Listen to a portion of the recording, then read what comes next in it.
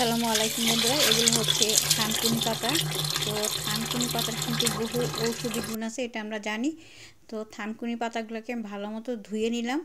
এখন এই পাতাগুলা দিয়ে আমি আজকে আপনাদের সাথে শেয়ার করতে যাচ্ছি থানকুনি পাতার বড়া রেসিপি। তো থানকুনি পাতার বড়া রেসিপিটা আমি কিভাবে না বানাবো সেটাই আপনাদের সাথে শেয়ার করব। তো থানকুনি পাতাটা কিন্তু অবশ্যই ভালো মতো পরিষ্কার করতে হবে। আমি যেইভাবে পরিষ্কার করলাম কমসে কম 3 বার এইভাবে ধুয়ে নেবেন, কারণ এটা ধান ক্ষেতের মধ্যে হয়েছে। তো ক্ষেতের থেকে যখন উঠাইছে তখন এটার মধ্যে নাড়া, খের, ঘাস অনেক কিছু আছে। তো যত ধুবেন ততই ওই ময়লাগুলো বের হবে। সেই জন্য অল্প পরিমাণে ধোয়া যাবে না, ভালো মতো পর্যাপ্ত পানি দিয়ে ধুতে হবে। তো আমার ধোয়ার পরে এখন আমি এই থানকুনি পাতাগুলোকে কেটে নিচ্ছি।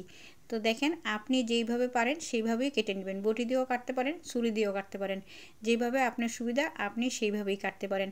তো আমাকে সাহায্য করতেছে আমার ছোট মেয়ে এই থানকুনি পাতার বড়া বানানোর জন্য। তো বড় মেয়েও কিছুটা সাহায্য করে। আজকের এই বড়া বানাতে আমাকে 2 মেয়ে সাহায্য করেছে। তো এইভাবে টুকরো টুকরো করে থানকুনি পাতাগুলো কেটে নিতে হবে। তো কাটা প্রায় হয়ে গেছে। এখন আমি এই থানকুনি পাতার মধ্যে যে অন্য অন্য জিনিস দিব সেটাও বলে দিব আপনাদেরকে, যে কি কি জিনিস আমি দিচ্ছি এই থানকুনি পাতার বড়ার মধ্যে।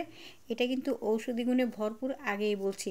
তো দেখেন আমি এই বড়া বানানোর জন্য কি কি নিছি। আমি এখানে নিছি কাঁচামরিচ, পেঁয়াজ, রসুন এবং সেই সাথে নিছি ধনেপাতা। সবগুলিকে আমি এখন কেটে নিব, কুচি কুচি করে কেটে নিব এই ছুরির সাহায্যে। তো দেখেন আমার সব কিছু কাটা হয়ে গেছে। এবার আমি এই জিনিসটা একটা সাইডে সরাইয়ে রাখলাম। তো দেখেন আমি আরও নিছি মুসুরির ডাল। এখন আমি এই মুসুরির ডাল এবং কেটে নেওয়া থানকুনি পাতাগুলি একসাথে ব্লেন্ড করে নিব। তো দেখেন আমি সবগুলি একসাথে ব্লেন্ড করে নিচ্ছি, সুন্দর মিহি হয়ে গেছে।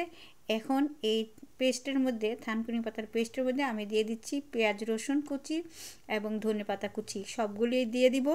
ঝাল একটু বেশি দিলে ভালো হয়, যেহেতু এটা বড়া। তারপরে আপনি যেমন খাবেন তেমন দিবেন। তো এর মধ্যে এবার দিয়ে দিচ্ছি চালের গুঁড়া। এইখানে আমি 3 চামচ চালের গুঁড়া দিছি টেবিল চামচ দিয়ে। আপনারা যেই পরিমাণ থানকুনি পাতার পেস্ট নেবেন সেই পরিমাণই দিবেন। তো হয়ে গেছে আমার 3 চামচ চালের গুঁড়া দেওয়া। এখন আমি এটার মধ্যে দিয়ে দিব একটু লবণ। তো লবণটা দিয়ে আমি এটাকে ভালো মতো মিশিয়ে নিচ্ছি। সুন্দর করে মিশাতে হবে যাতে এই চালের গুঁড়াটা থানকুনি পাতার পেস্টের মধ্যে ভালো মতো মিশে। তো মিশানো হয়ে গেছে। এবার আমি একটা ফ্রাই প্যান নিয়ে নিছি, কিছু পরিমাণে তেল। এটা আমি যেহেতু বড়া ডুবো তেলে ভাজবো না, সামান্য পরিমাণে তেল দিছি। এটা বোঝাই যাবে যে কি পরিমাণ তেল দিলে এটা ভাজাটা সুন্দর হবে। তো আমি আস্তে আস্তে দিয়ে দিচ্ছি। তো এখন এই বড়াগুলো দিয়ে দিচ্ছে আমার বড় মেয়ে। আজকের রেসিপিতে আমার 2 মেয়ে আমাকে সাহায্য করেছে, আলহামদুলিল্লাহ। প্রতিদিন তো একজনকেও খুঁজে পাওয়া যায় না, আজকে 2 জনকে পাইছি। এটাও একটা আল্লাহর রহমত।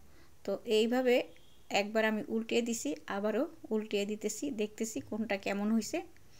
তো এই বড়াটা কিন্তু আপনি চায়ের সাথেও খেতে পারেন, বিকালের নাস্তা হিসাবে, আবার গরম ভাতের সাথেও খেতে পারেন। তো আমি আজকে খাবো গরম ভাত দিয়ে। তো দেখেন আমি নামিয়ে নিছি। এত মজা হয়েছে ভাই, বিশ্বাস করেন, একবার খেয়ে দেখেন। যদি রেসিপিটি ভালো লাগে অবশ্যই লাইক, কমেন্ট, শেয়ার করবেন। সবাই ভালো থাকবেন। আল্লাহ হাফেজ।